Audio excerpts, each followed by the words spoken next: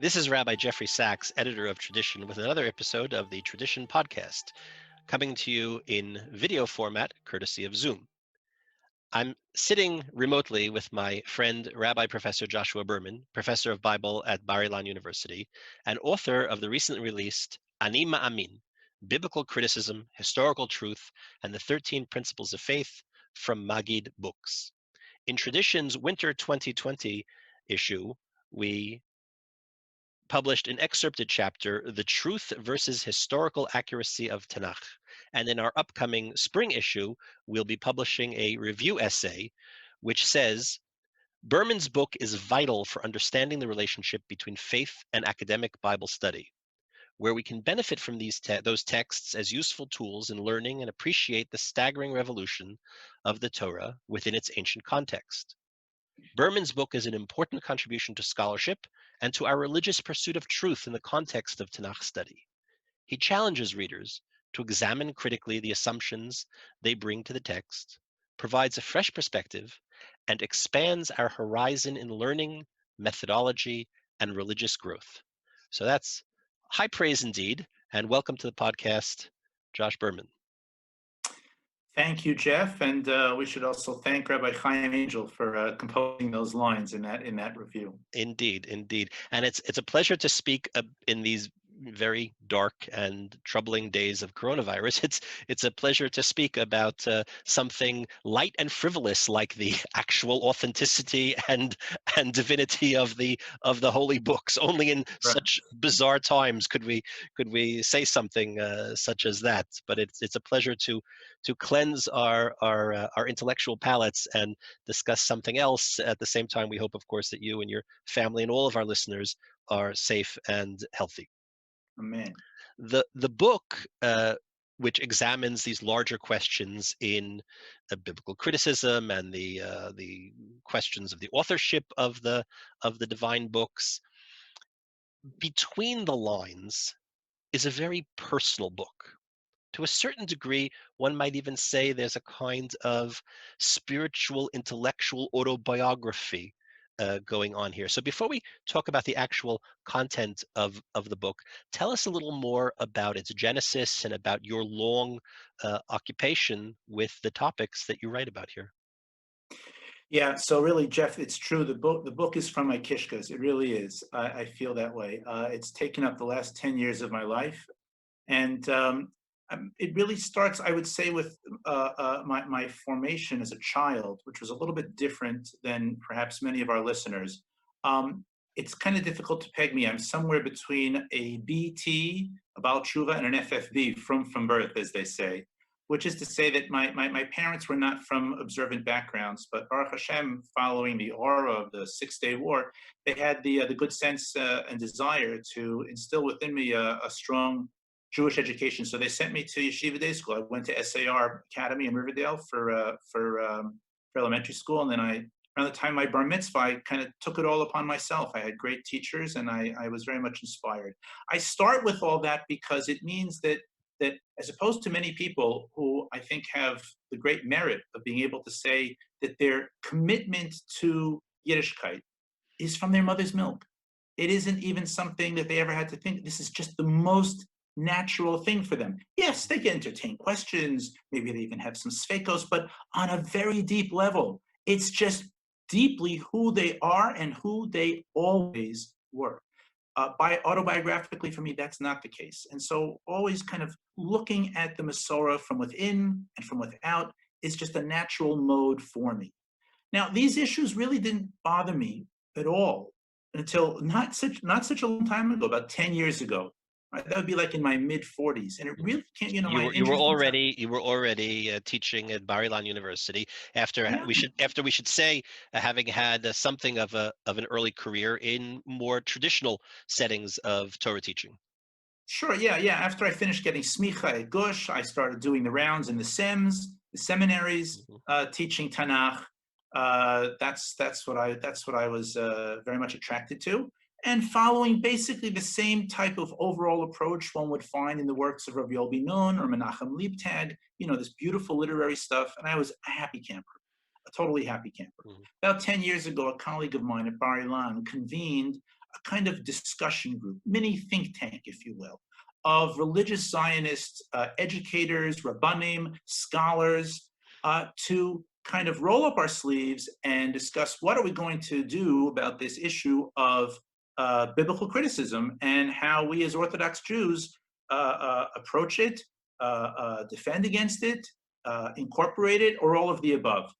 And this is clearly something that arose out of just the exposure that we all have to the internet. I think that 20 years ago, 30 years ago, these were questions that maybe in the tops of the ivory towers of Yeshiva University, maybe this was given some thought, but not very far out of there. But now with the internet, everybody is exposed, even from an early age. It's not just when you go off to college anymore. A lot of our high school kids are exposed. They already arrive at their gap year, quite aware and having been exposed to quite a lot. And I thought, oh, this is going to be great. This discussion group, which included some very serious people and very, very prominent names. And I thought, okay, we're going to learn from each other and we're going to come up with stuff. And I have to say, I was rather scandalized at what I saw, because what I saw is that particularly among the mechanchim that were there, rabbanim, people who maybe read a little bit, in an avuncular way from the side, but not people who, who are inside the university day in and day out, there was kind of a feeling of, well, since of course we are truthful people and the university tells us what is truth, so now we have to figure out how to bend the Masorah to kind of fit this truth that we're getting from the university. Mm-hmm. And I was just scandalized. I go to the conferences, I read the journals, and I don't think that all of that is so clearly the truth. There's a lot of sides to it, and there's a lot of nuance, and there's a lot of alternatives. Mm-hmm. And I kind of took it upon myself. I want to find, really to start for myself. Can I find better answers that are academically solid, that my colleagues who are not Orthodox and not Jewish will be able to say, yeah, those are very interesting insights, or those are very interesting critiques of the methodology. And if I can do that, then that needs to be part of our address as Orthodox Jews of this issue. That was 10 years ago, and now we have a book. The book, the title, of course, begins in the transliterated Ani Maamin, I believe. As you said, it's something of a personal statement, which, as I said, between the lines of the text, we can intuit that there's a lot of Josh Berman going on here. It's not written in the manner of some of your earlier books that were published by academic presses, the authorial voice of the professor speaking from on high.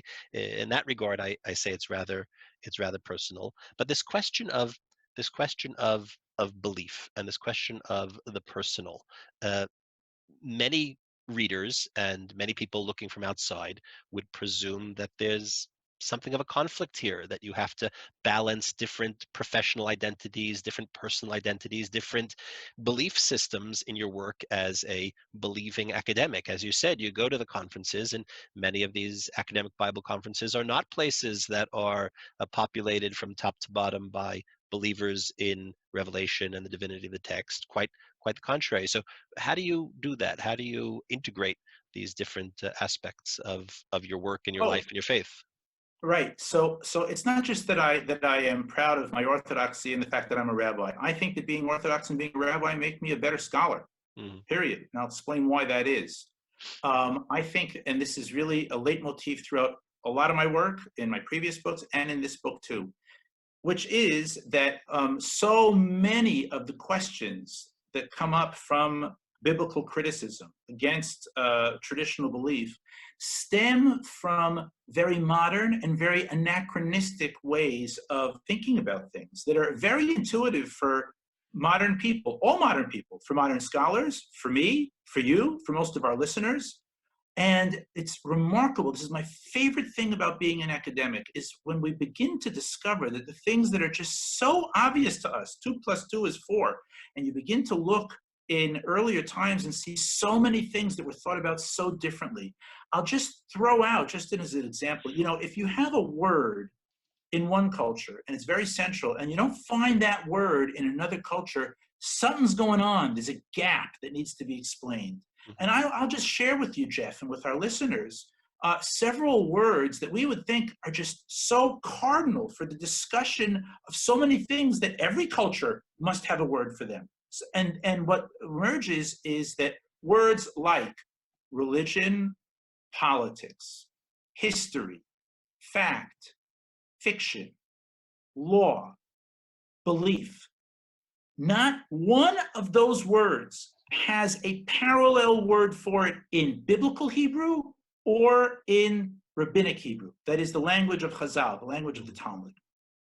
And that's remarkable because we would think, wait a minute, I mean, obviously all these areas are covered in both in the Tanakh and in the Talmud, you know, going through that list again, fact, fiction, religion, politics, law, history, but none of those words exist. And Right. therefore, all of these, this requires us To be clear, you have words like emet v'sheker, truth and falsehood, but conceptually that's not the same as the modern correct. notions of fact and fiction. That's correct. That's Right. correct. That's Right. correct. And so, so much of this book is about kind of removing the layers of assumptions that we have just to be able to get back to see, well, how are they dealing with these things?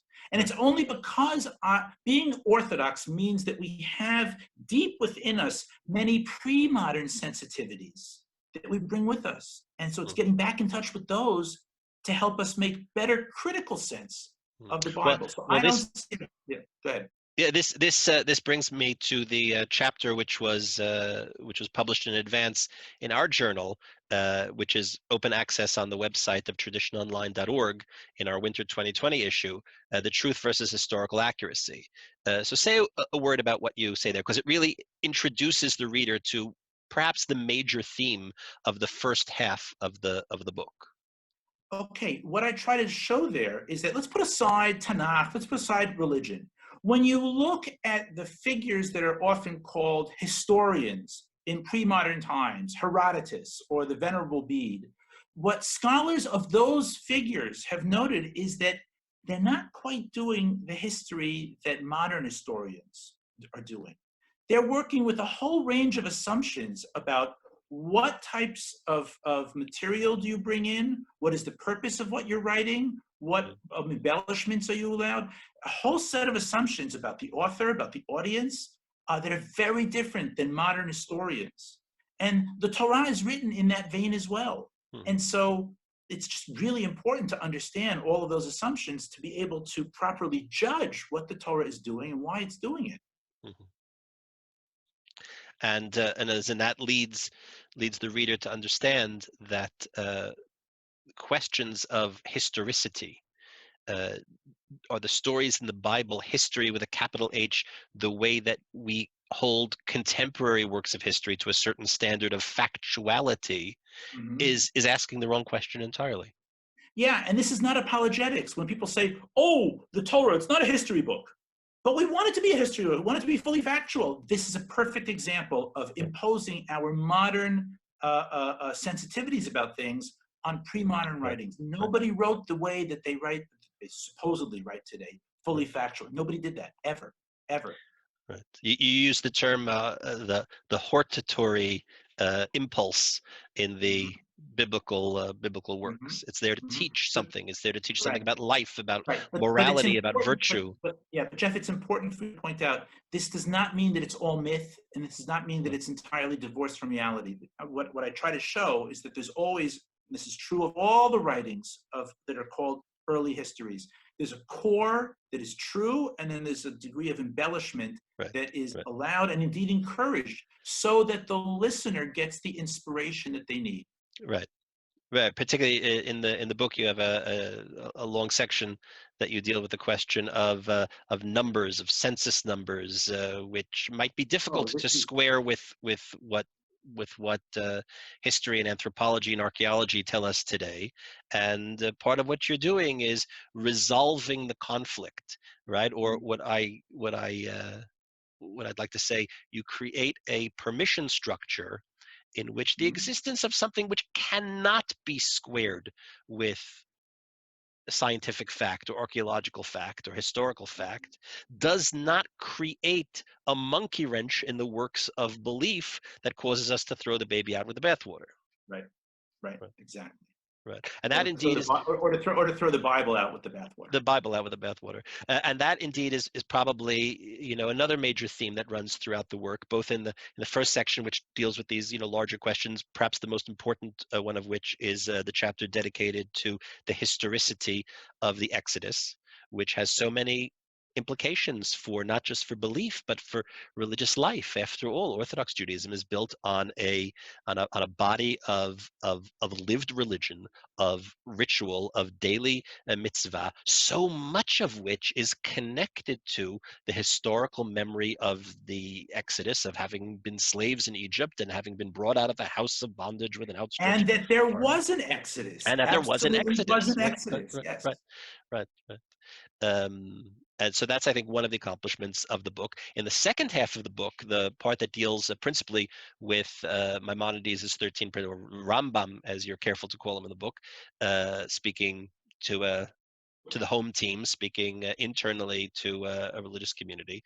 Rambam's 13 Principles of Faith, the eighth principle, which has to do with belief in the divine authorship of the Torah as dictated to Moshe from God on high. So maybe say a word about what you're doing there in the second half of the book. Right. So as Orthodox Jews, we affirm our commitment to the 13 Principles of Faith of the Rambam. What I want to do in this second half of the book is to say, because that is the case, we have to really invest in our understanding of this whole enterprise. Mm-hmm. For example, which text of the 13 Ikarim have we accepted? Have we accepted the Ikarim as they appear in the introduction of the Rambam to Perek Chelek in his Perush HaMishnah? Are we accepting the Ikarim as they appear in the Mishnah Torah? Are we accepting the Ikarim as they appear in the Ani Maamin, we don't know who wrote that, in the back of our Ashkenazi Siddur, or the version in our Sephardi Siddur, which are different? Or is there perhaps no one authoritative text, which you'd be surprised? Well, once you read the book, you'll understand. There are many, many Gedolei Yisrael who felt that way. So that's one set of questions. Another set of questions. Not just Gedolei Yisrael, but it's other Rishonim as well. Right, but yeah, in other words, what I'm saying is that not only you have Rishonim who didn't accept the Rambam, that people know. What I'm telling you is that you have Achronim who deliberately say we must leave open the definition of each of these Ikarim for each person or each Gadol to define as they wish. And perhaps even a greater question that I try to pursue here is, we have accepted the Ikarei Emunah. What has that meant historically? What has acceptance meant? And this remarkably, and I trace this through from the Middle Ages to the 20th century, this has meant different things at different times. And why that acceptance has changed is totally fascinating. And how is this acceptance similar and or dissimilar to our acceptance of halacha? These are all fascinating questions. And if we are truly committed, as we must be, to accepting the Yud Gimel Ikarei Emunah, then we must delve deeply into these questions. That's the second part of the book. And there are of course multiple aspects here. One is the binding nature of different principles of faith, and that kind of sense of permission structure that a person who cannot yet fully embrace the Rambam's definition of divine authorship, yesh al ma lesmoch. There are other opinions within our tradition, which creates a kind of an environment in where a person feels, if I cannot fit ideologically 100% squarely in one belief system, that doesn't mean that I'm out of the picture. And then as well, the notion that there are different ways of viewing these topics, and to remain an insider without feeling that we need to read such people out of the community, creates room for the educational moment to happen. It's not necessarily all or nothing, as we often tend to think. Right. With Right. the caveat that, for the last 200 years, all major authorities have affirmed that we have accepted the Rambam's Ikarei Emunah, and but I think that we need to look at Right. what that acceptance Right. means, and And that of course, decided. these topics Right. have been dealt with recently by Mark Shapiro and Menachem Kellner and others, and you build on that. You Yeah. build In other words, on that what I would say. literature in the context of what you're trying to do in this particular book. Right, right. I would say I mean, what a lot of what I did is deeply indebted to those works that you just mentioned, Jeff. I would say the thing that I add that I did not see discussed there, but which I think is absolutely central, is what does acceptance mean? What has it meant, and how has it changed over time, and why? And this is what I discussed in the book. And this question that I mentioned a moment ago about the book really being a kind of internal document. This is speaking principally to the modern Orthodox community, although you and your publisher would be happy for, for others to buy and read the book. But interestingly, And I will you've tell you that there were others on both sides from yes, all. yes. Well, recently you published a charming essay where you talk about a secret Zoom meeting, which may not have been recorded and made available like this is, with a group of Satmar Hasidim in Williamsburg. And on the other hand, you also have been engaged in conversation with Christian colleagues who who are also involved in academic Bible study, but face in their own way, in their own theological traditions, similar challenges to our own. So say something about those different outings to other Oh, communities. okay. The outings into the Christian world for me have been absolutely fundamental for my own personal growth and for what's been produced here in this book. And I'll explain why.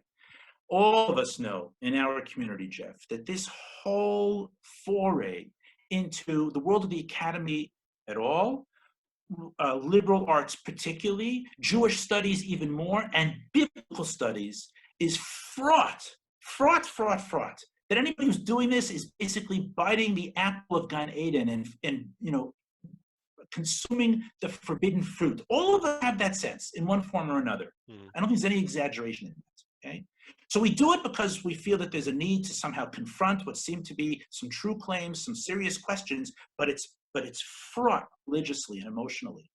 When you look at Christians who are deep believers, who believe like we do that the Bible is divine in origin, who believe like we do that the events told are essentially true events, who believe like we do that the Torah must cohere together and is not a cobbled together patchwork of sources by competing schools in ancient Israel.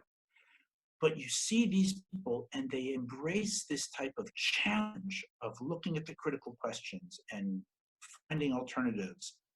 It comes so naturally to them. They mm, revel in doing it. And the reason is because for Christianity, theological growth and university studies have always been married to one another. It's not like with us, where we were in ghettos, either physical ghettos or ghettos of our own making, the mm. walls of the base Ghettos medrash. of the mind. Yeah, and of the soul. And so this whole this having the two people as you and I should have this such a discussion would not have happened 30 years ago for sure, for sure, for sure.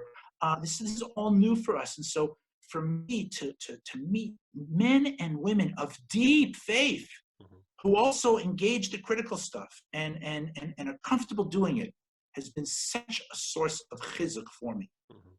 Do you feel that there's in some ways uh, more at stake or different matters in the balance since so much of conventional biblical criticism uh, uh, plays into not just questions of the authorship of the book but halachic practice and that has traditionally made uh, even open-minded orthodox thinkers and writers and scholars um, more cautious about engaging in these topics?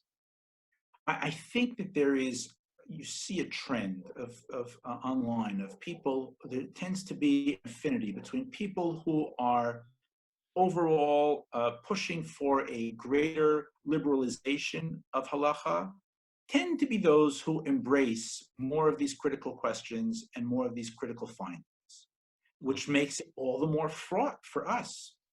Absolutely. right. Do you, in your interactions with Christian scholars, do you look back at our own community and our own traditions of reading and interpreting text? Um, are you at all concerned that there's been a kind of development in Jewish, uh, I wouldn't say interpretation of the Bible, but Jewish engagement with the Bible, which has something fundamentalist about it? Because after all, the Jewish tradition of biblical interpretation was always grounded on the midrashic imagination, which is both midrash Haggadah, but midrash halacha as well, which said we cannot take the written text at face value. It always has to involve an oral interpretation and ongoing exegesis. And there's something in the evangelical world or the larger Christian world which is much more fundamentalist and which tries to read the Bible far more literally. And has that somehow influenced uh, our own traditions, and if so, negatively? I would take issue, Jeff, with the framing of I'm your sorry. Let question. me just clarify that. I don't mean within the halls of academic study or within the halls of conventional Talmud Torah, but in the kind of popular imagination, a kind of literalism that has crept into our engagement with Tanakh study.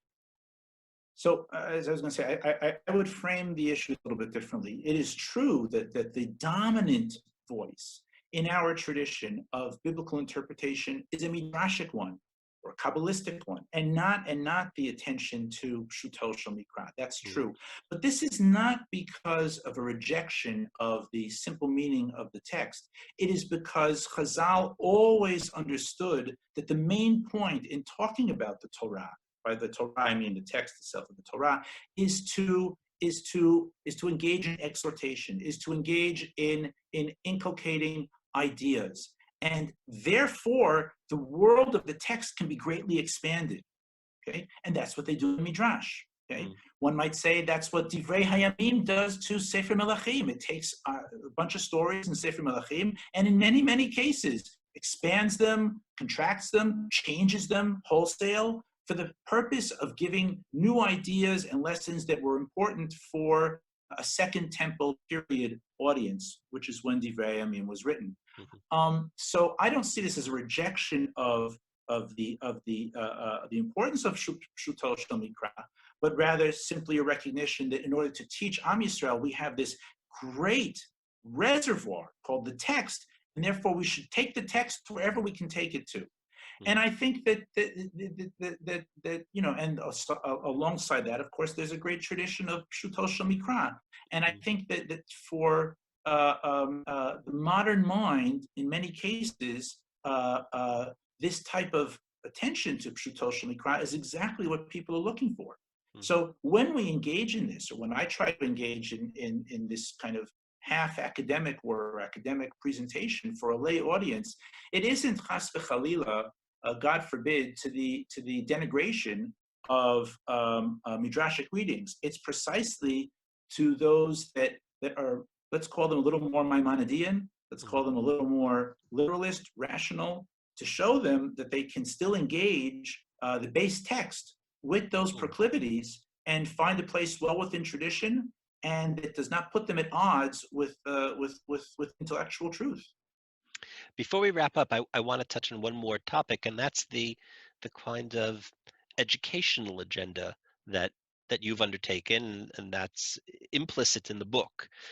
Anyone looking for the kind of handyman's guide to solving all crises of faith is not going to find it in this book. There are no secret codes.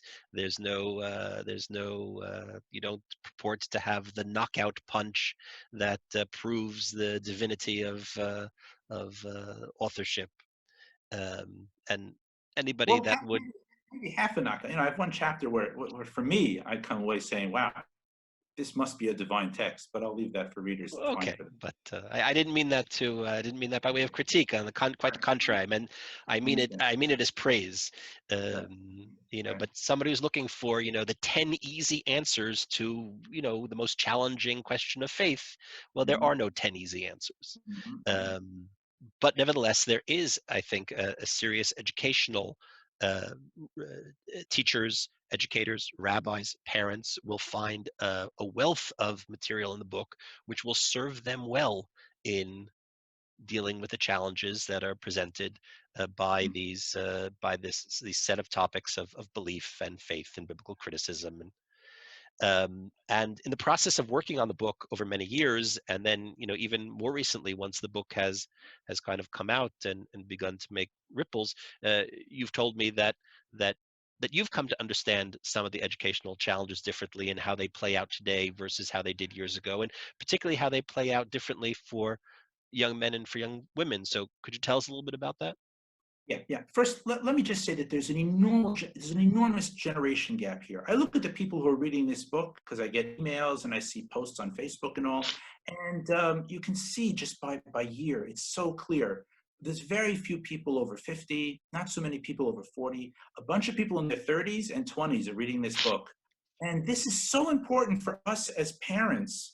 Who are maybe raising teenagers, and it's so easy to fall into the feeling of, wow, I was threatened by this stuff, and I never thought that I had to think about it, so maybe I'll just hide it from my child, or maybe hope and pretend that they won't get exposed to it. And that's the wrong way to go. We got to understand, folks, that our kids are getting exposed to this, especially English-speaking children, much more so I find than Hebrew-speaking children, because the internet is in English, and just so much out there. And, therefore, even if this wasn't your issue when you were growing up, and maybe it doesn't even bother you at all today, but your children are going to get exposed to it. And therefore, we have to have not only resources like this book and another book that I would mention, the Koran Land of Israel Tanakh volume on Exodus, has an amazing wealth of resources for how to engage wonderful findings of archaeology and demonstrate what they contribute to our Talmud Torah.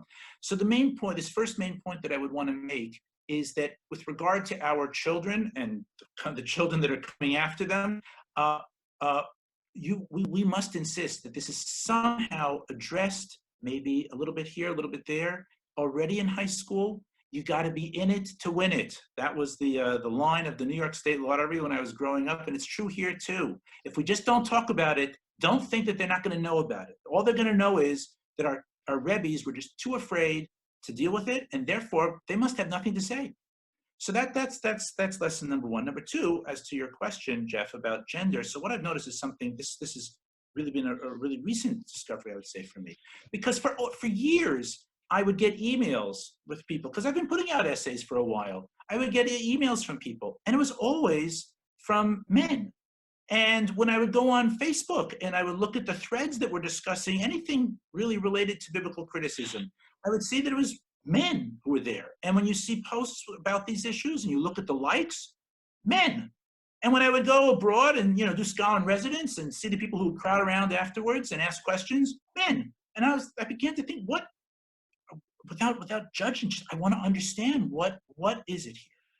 And what I've discovered, wrote a little bit about this, got some very, very helpful feedback, especially from women educators and women who had studied these materials deeply, is the following: that just because they don't make a lot of noise doesn't mean that they're not bothered by it. Maybe not in the same numbers, I don't know, but there is a difference in the way sometimes in which men and women process theological issues, and just the types of structures that are important to allow them to feel comfortable to express themselves. So, for example, Facebook. I mean, some of these Facebook threads, about, the historicity of this or that, or J, P, E, and D. I mean, those posts are just oozing with testosterone. The combative and aggressive nature of these discussions are just the type of thing that a woman would say, I'm checking out, I'm just not participating in this. Or if there's a large discussion, let's say in a co-ed environment, co-ed, it could be in school, it could be in a public talk, and the guys are, the men are going at it. Sometimes the women they just don't feel comfortable expressing themselves there.